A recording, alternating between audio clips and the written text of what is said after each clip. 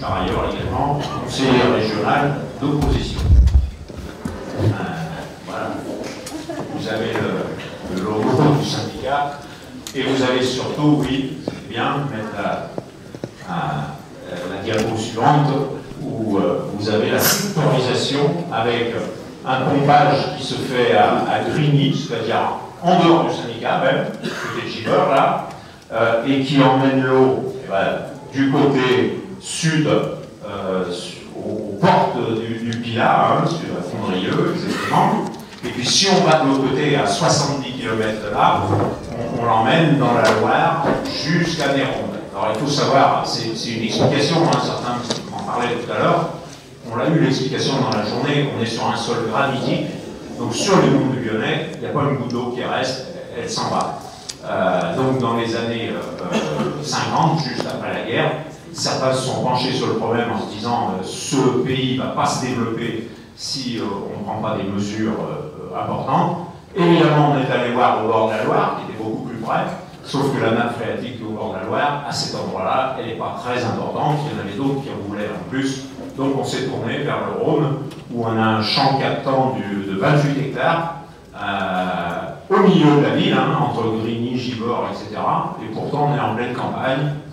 Je dis souvent que je peux vous emmener, si vous voulez, un jour, sur ce champ. Voilà, 75 communes, 75 000 habitants, 62 réservoirs, 24 stations de pompage, des chiffres un peu énormes, 2200 km, 2170 km exactement, de canalisation, c'est-à-dire autant qu'à Paris, mais pour un nombre d'abonnés, évidemment, beaucoup, bien inférieur, 37 000 abonnés, 22 km,4 qui sont renouvelés chaque année. On l'a vu, c'est les fuites, hein, c'est le problème des fuites.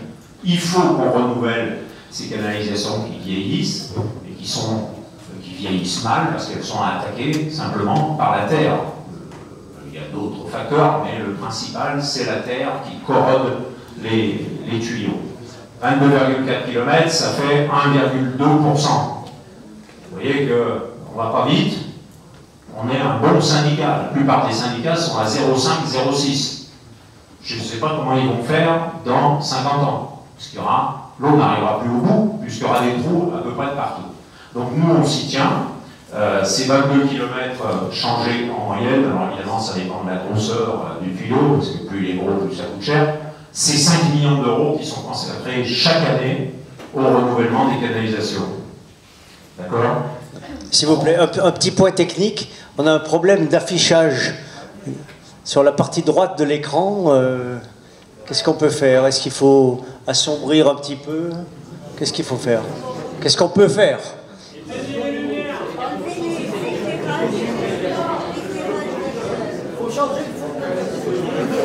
Bon, cette intervention ne sera pas début de mon temps de parole, parce qu'à la région, je fais très attention à ça. Donc vous voyez, 3 700 000 mètres cubes vendus sur 5 millions pompés. Donc on est même en dessus de ce qui vous a été dit tout à l'heure, 30% de perte. Mais là encore, c'est plutôt une bonne chose, hein, parce que dans le monde rural, souvent, on est à pire. Je vais vous donner un exemple. Quand vous êtes à Paris, que vous avez 100 mètres de canalisation, aussi bien vous avez 100 ou 200 abonnés. Nous, parfois, pour aller emmener l'eau dans une ferme, qui n'est parfois plus une ferme, mais enfin où il y a encore un habitant, c'est 1 kilomètre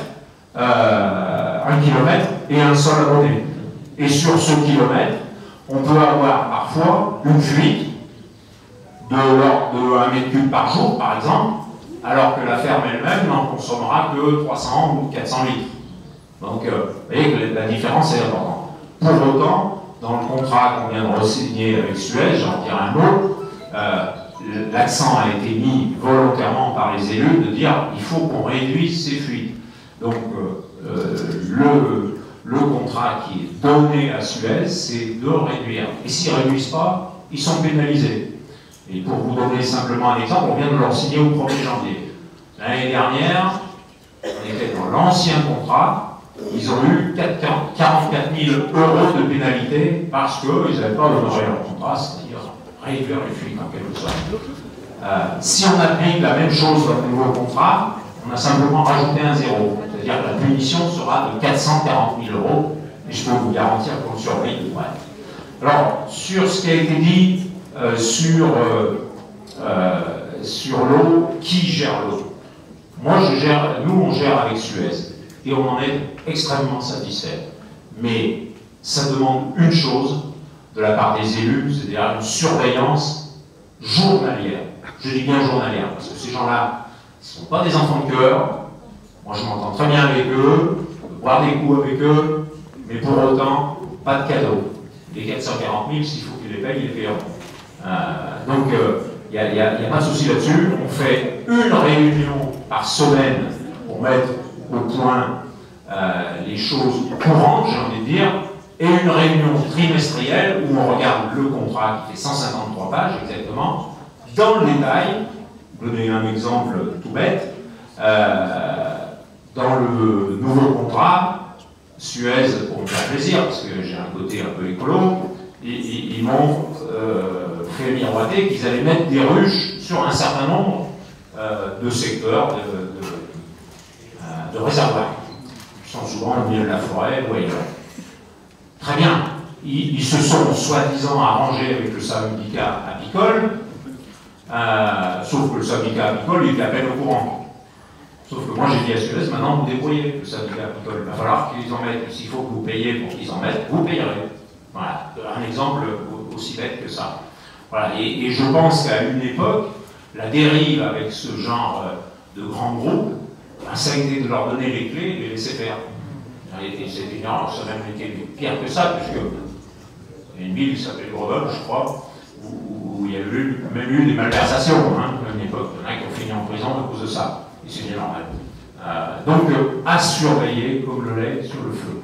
Alors, s'il y a aussi une raison pour laquelle on l'a donné à un grand groupe, je vais vous donner un autre exemple très parlant et qui montre bien qu'on ne pourrait pas le faire nous-mêmes. En 2017 et en 2019, ça a été eu au mois d'octobre, un épisode neigeux sur les arbres qui avaient encore des feuilles, qui ont fracassé une bonne partie des lignes électriques. Et l'eau, on l'oublie souvent, ça marche aussi avec l'électricité. Pour la petite histoire, c'est 8 500 € d'électricité par jour pour notre syndicat. 8 500 € d'électricité par jour. Donc ça, vous voyez bien que c'est des pompes qui fonctionnent aux 4000 volts, 4800 volts. On n'est plus dans le truc courant. Eh bien, chez moi, à Montretier, il y a une station de pompage, évidemment, qui ne fonctionnait plus et qui ne remplissait plus le réservoir situé 100 mètres plus haut en altitude. Heureusement, Suez a des gros moyens et a notamment des moyens dans les territoires qui n'étaient pas touchés. Ils sont allés chercher un énorme groupe électrogène, ils l'ont branché. C'est pas simple de brancher un groupe électrogène comme ça, il faut un électromécanicien extrêmement qualifié, et ça a permis qu'il y ait la continuité pour les gens. Ils n'avaient certes plus d'électricité, mais ils avaient encore de l'eau. Donc voilà, un exemple tout bête pour dire que si c'était nous qui le faisions, c'est sûr que les gens, pendant 2 jours, ils n'avaient plus d'eau, parce qu'on était incapables. Je rajoute à cela qu'en plus de ça, lorsqu'un réservoir se désamorce, pour le remettre en route, c'est extrêmement compliqué parce que l'air rentre dans les tuyaux et à partir de là, c'est la galère. Voilà un petit peu, moi, ce que je pouvais vous dire sur l'état des lieux. Ah si, un mot sur le prix. Le prix pour les monts du Lyonnais, où on est plutôt plus cher que d'autres. Alors ça s'explique par la géographie. On part de 156 mètres à Grigny et on monte jusqu'à Viollet à 926 mètres. Donc il faut pousser, comme je vous l'ai dit, et il faut une chaîne élévatoire qui est extrêmement compliquée. Et puis on est aussi plus cher parce que depuis des années, on a cette politique de renouvellement, d'entretien de nos réservoirs aussi. On vient de réparer un réservoir cette année, c'est 600 000 €. Voilà, on part toujours avec des gros chiffres au syndicat. Et tout ça, ça se répercute sur le prix. Donc c'est pour ça qu'on a une eau qui est plutôt plus chère que les autres. Pour autant, je rappelle que c'est 1 € par jour et par abonné. 1 € par jour et par abonné, c'est-à-dire une famille complète. Moi, j'ai mon portable là quelque part, il y en a plusieurs dans la famille, 1 € ça suffit pas mal. Donc voilà, il y a aussi des choix qui doivent être faits. Et ça me permet aussi de rebondir sur ce qui a été dit sur l'eau avec les premiers mètres cubes gratuits. Moi, j'y suis pas favorable. Si la loi le fait, on le mettra en place, c'est pas un problème. On aura toujours autant de recettes. Hein. Évidemment, les premiers sont gratuits, les autres sont plus chers. J'y suis pas favorable parce que les familles nombreuses vont trinquer. C'est certain. Consomment beaucoup plus d'eau, surtout quand il y a des enfants en bas âge, et donc ils vont payer plus. Donc c'est pas forcément une bonne chose.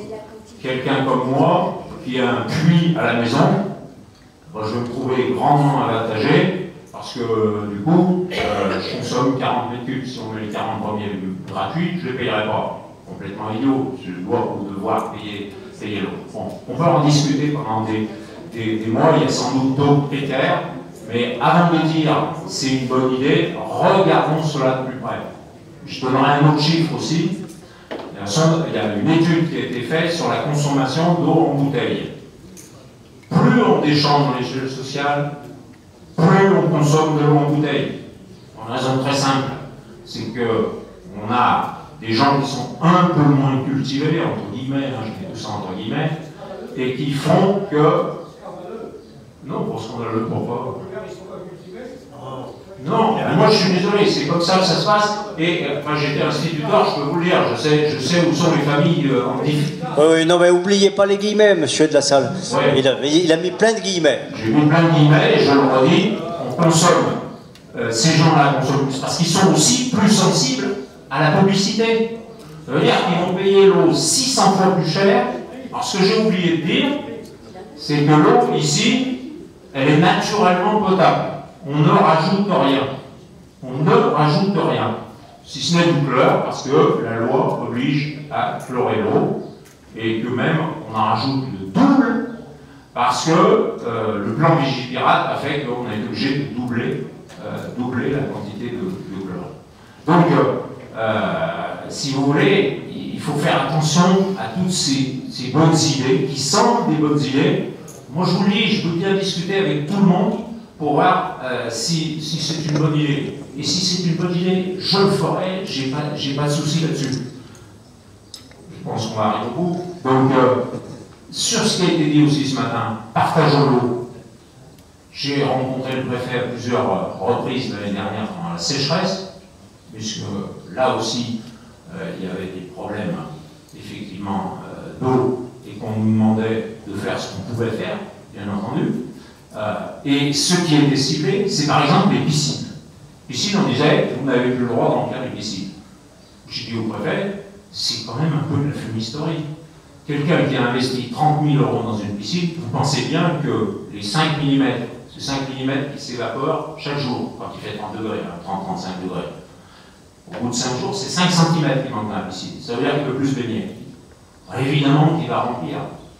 Et tout ça, c'est aussi la même chose que le fait de faire payer plus d'eau à ceux qui en consomment plus, notamment les piscines. Moi, je suis plutôt pour, je suis même carrément pour.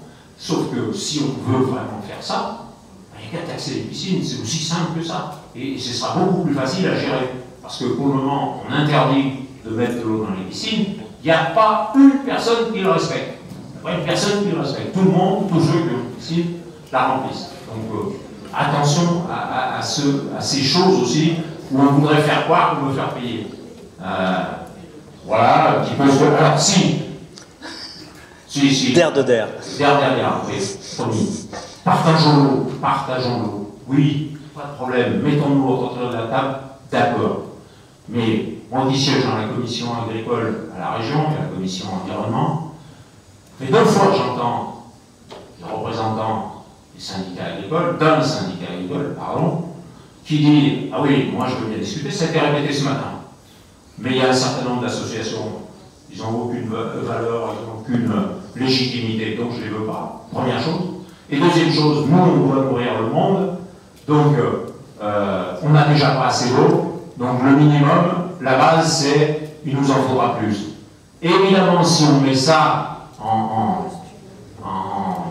corollaire, avant de commencer à discuter, c'est sûr qu'on ne va pas y arriver. C'est pas comme ça qu'il faut commencer. Il faut discuter avec tout le monde, y compris les associations de citoyens. Et dans le monde du jeunesse, ça fait des années qu'on le fait, je peux vous garantir, et que ça se passe plutôt bien. Voilà. Merci.